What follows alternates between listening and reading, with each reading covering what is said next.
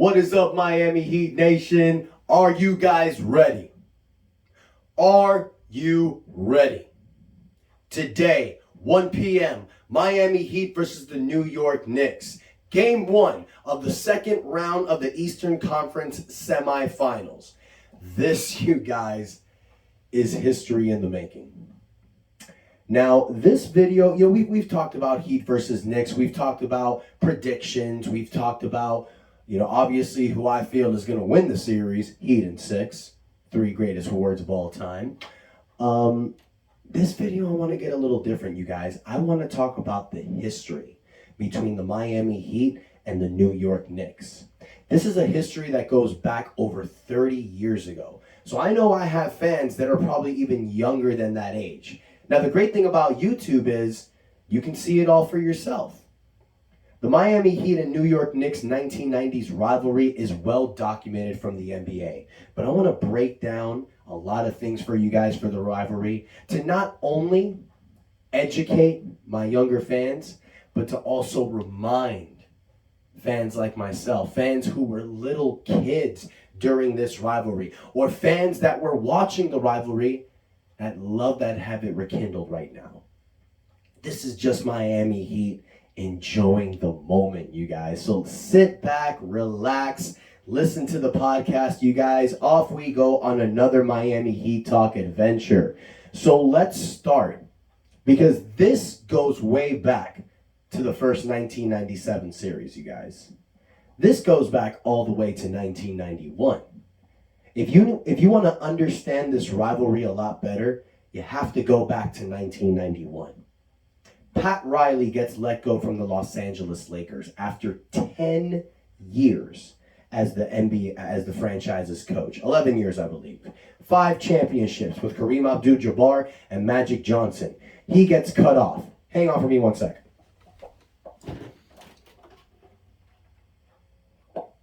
Sorry, you guys, had to fix a little technical thing here. Anyways, going back to 1991. Pat Riley leaves the Los Angeles Lakers. He gets hired to the New York Knicks.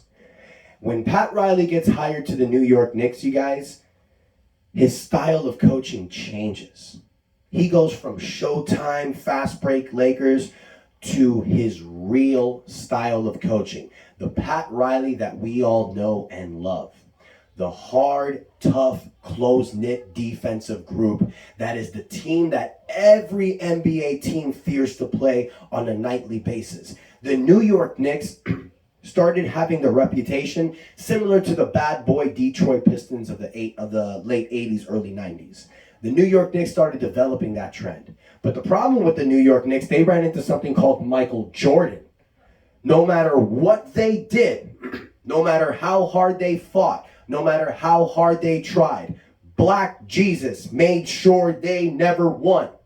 For God's sakes, in 1993, the Knicks went up 2-0 on the Chicago Bulls. The 2-time champion Chicago Bulls. Michael Jordan, who came from back-to-back championships, a U.S. gold medal. The Knicks were up 2-0 on them. Everyone thought it was over. But like I said, he's Black Jesus, so yeah. What are you going to do? You rip the Knicks' heart again. They lose again to Jordan. Okay, but what happens in 93? Jordan retires. It's finally the Knicks' time. We all know that. Everybody knows that. The only reason why the Knicks can't win is because of Jordan. That's what the Knicks were saying for years, right? Right? Right? Wrong. No. 1994, they did get a break. They went to the NBA Finals with Pat Riley. But then they lost to the Houston Rockets in 7 games. And that, you guys, honestly, to me, was kind of like the dagger for that team. Pat Riley's with the team one more year later. In 1995, the Magic are coming up with Shaq and Penny. Jordan came back from retirement. Indiana kills New York in the playoffs. So the writing's on the wall. Pat Riley's been with the Knicks now for about 4 or 5 years. They've had some nice runs. They've changed the culture of the team, i.e. culture. They changed the culture of the team. It didn't work, though. So what happened? Pat Riley leaves the Knicks in 1995. He leaves the Knicks because he doesn't only want to be the coach. He wants to have control of the organization so he can make decisions on what type of players he has on the team. New York did not want to give him that. You know who did? Ding, ding, ding, ding, ding, ding, ding, ding, ding. You guessed right.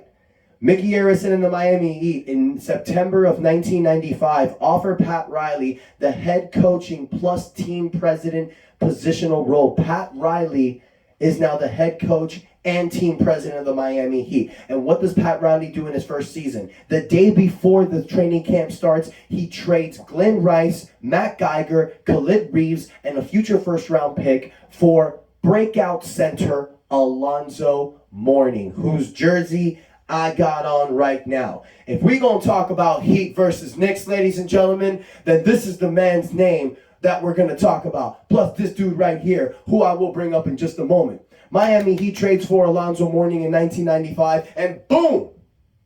Culture's changed in Miami.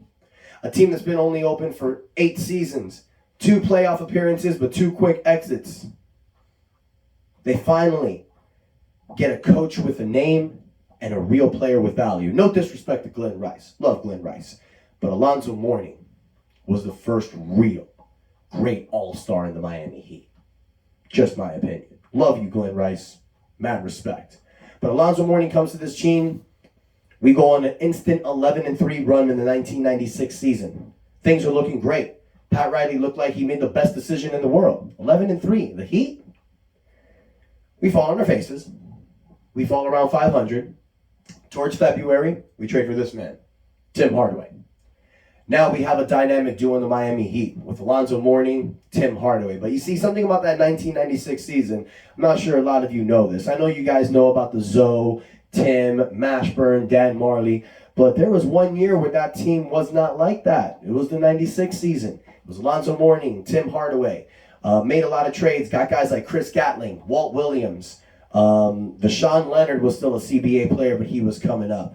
So Miami really didn't have like breakout players, not a lot of great role players. Some of these guys were okay, good at best, but nothing really you can sink your teeth into. So Miami Heat end up winning 42 games. They go to the playoffs, lose to the Bulls in the first round again.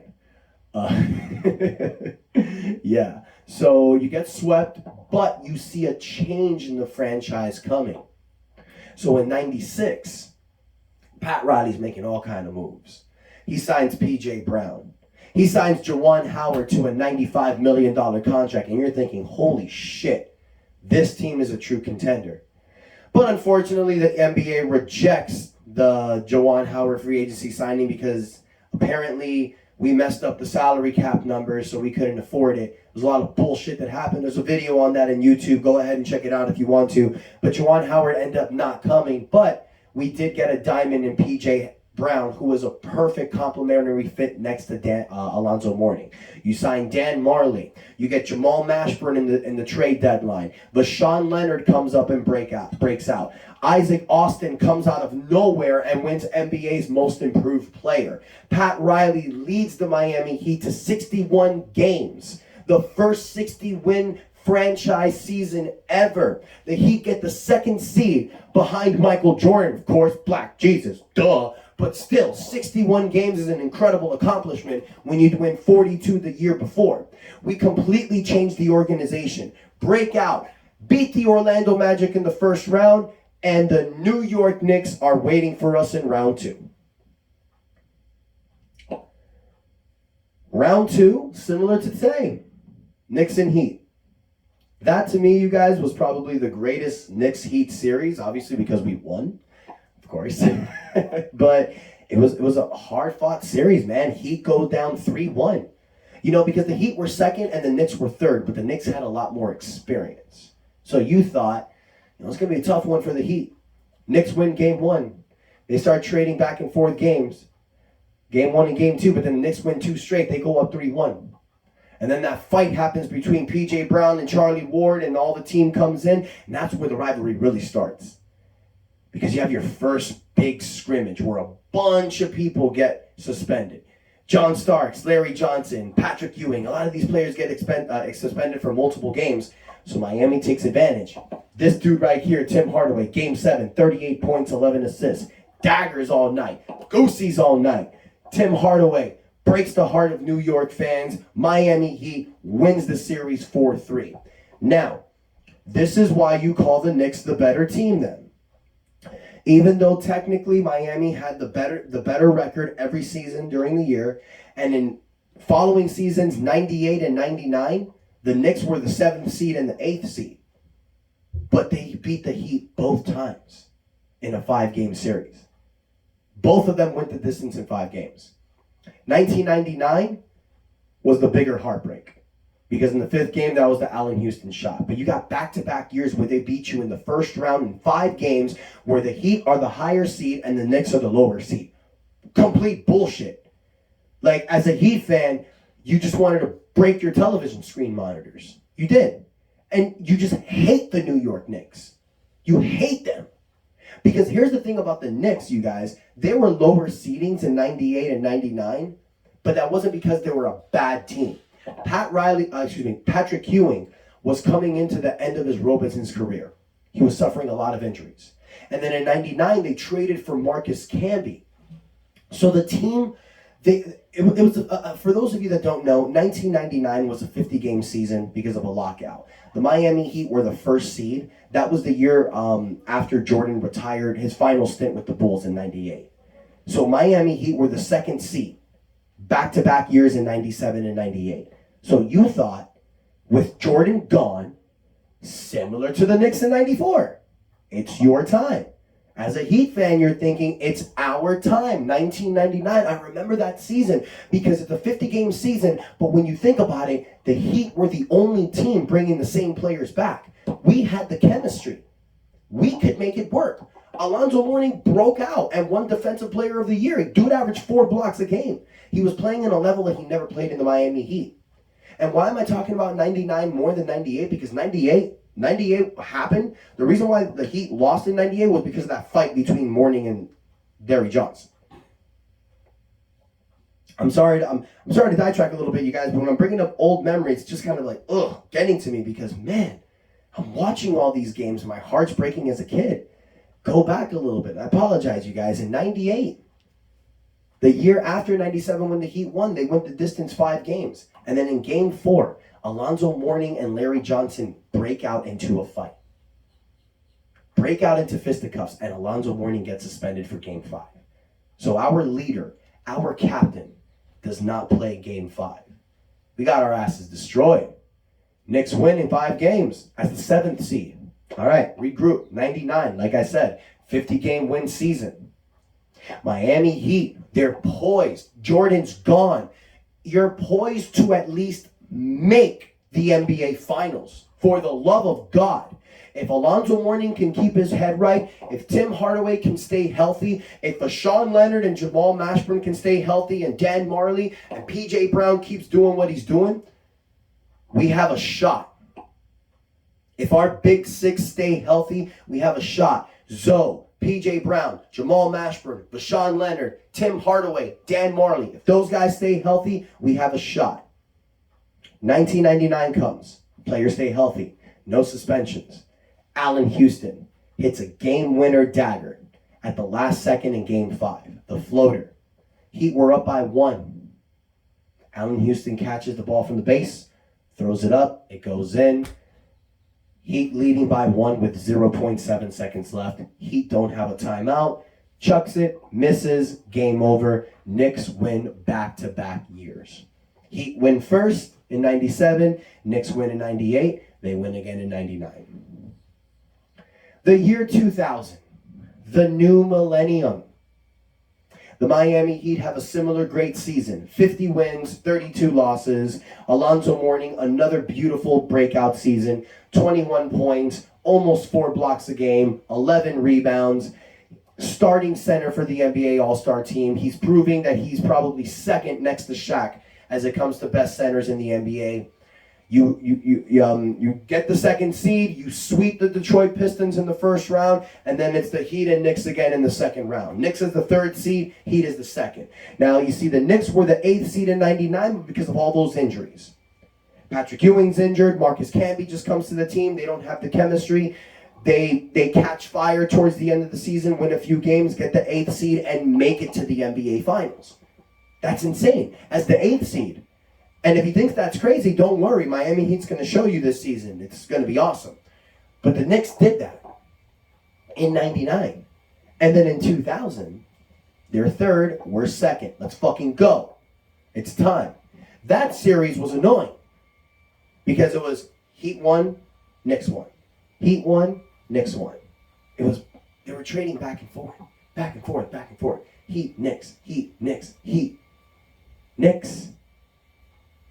Tied 3-3. So you're thinking in Game 7, Heat, right? Right?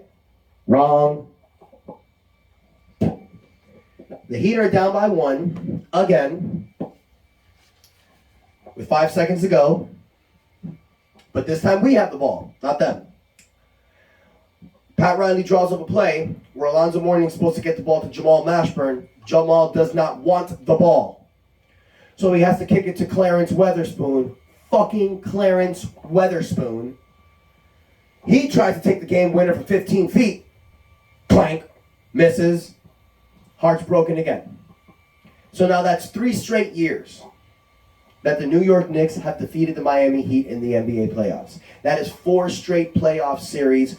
All of them went the distance. They either win 7 or 5 games. All of them went the distance. All of them in Game 7 were close, heartbreaking games. Except for 97 when we whooped that ass. But 98, especially, no, not 98, 99 and 2000, excuse me guys. 99 and 2000, it ended in heartbreak. It ended in heartbreak in 97 as well for the Knicks because of the suspensions. And it ended in heartbreak for Miami in 98 because of Alonzo Mourning suspensions. So that little tidbit right there, you guys, that little breakdown, that little history, tells you guys exactly how much animosity, how much rivalry there is between these two teams. Alonzo Mourning posted today a picture of him and Larry Johnson fighting with Jeff Van Gundy grabbing his foot. For those of you that don't know it, please watch it on YouTube. It's the funniest thing in the NBA.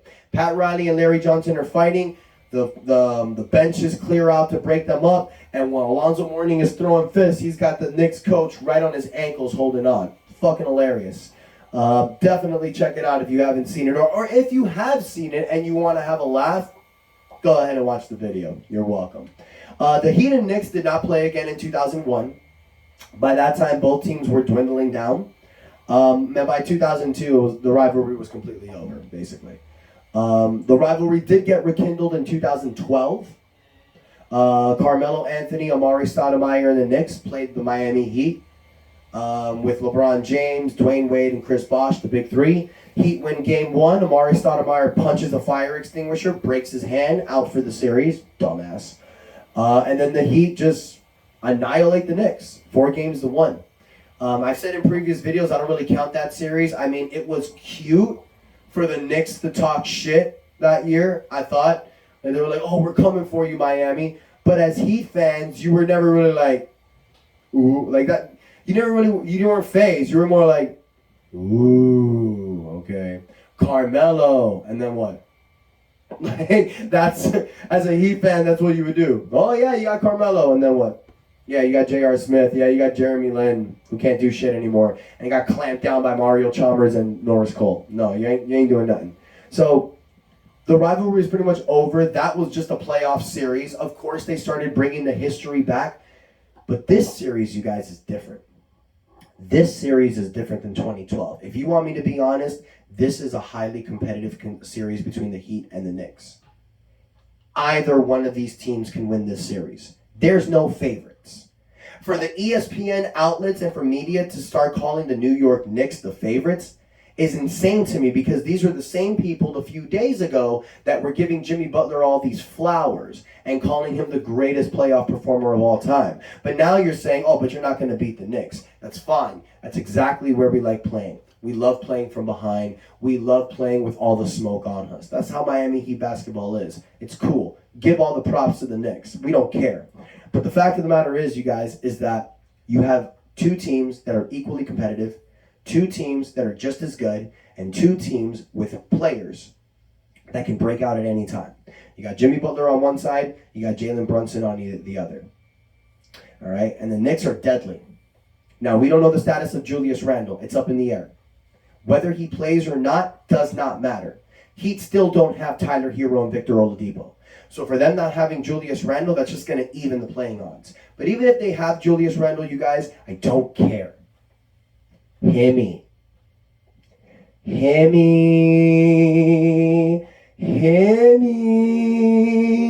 Himmy's coming.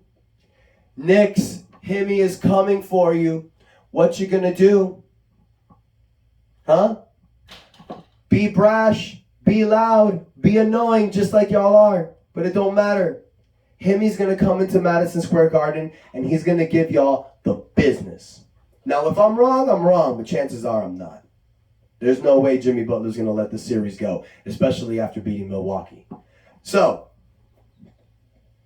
I want you guys to take a moment. Let me know in your comments, what was your favorite moment of the Miami Heat and New York Knicks rivalry, if you remember. And if you don't have any memories for them, after this series, tell me what's your favorite moment. Heat and Knicks rivalry will be rekindled, you guys. I hope you enjoyed this video. I hope you like taking a roll through memory lane, you guys.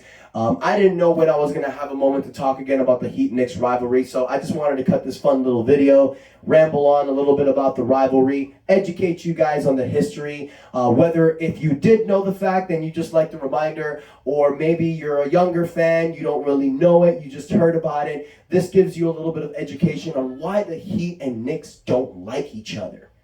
It all starts with Pat Riley, and it all ends with those fucking playoff series. It really does. But it's rekindled tonight. Pat Riley and Alonzo Mourning are still a part of the Miami Heat organization. It's going to be great seeing them in Madison Square Garden. I'm going to love the boos. I'm going to love the boos. I want to hear all the boos tonight from Madison Square Garden. I want Jimmy Butler to do what Reggie Miller did in Game 5 in the 1995 Eastern Conference semifinals. I want Jimmy Butler, Himmy, to silence the crowd in Madison Square Garden. I want them up so loud, and when Jimmy hits that shot, I want the boo-boo faces to come down so sad. I want them to leave early and go catch that traffic going home to hate their lives even more. I love you, New York, but I'm sorry. You play in Miami, so y'all gonna lose. Let's go, Heat. Heat in 6. Let me know how excited you guys are in the comments, you guys. Don't forget to like, hit the subscribe button. Love y'all, Heat Nation. And until next time, your boy Ernest out. That's enough said.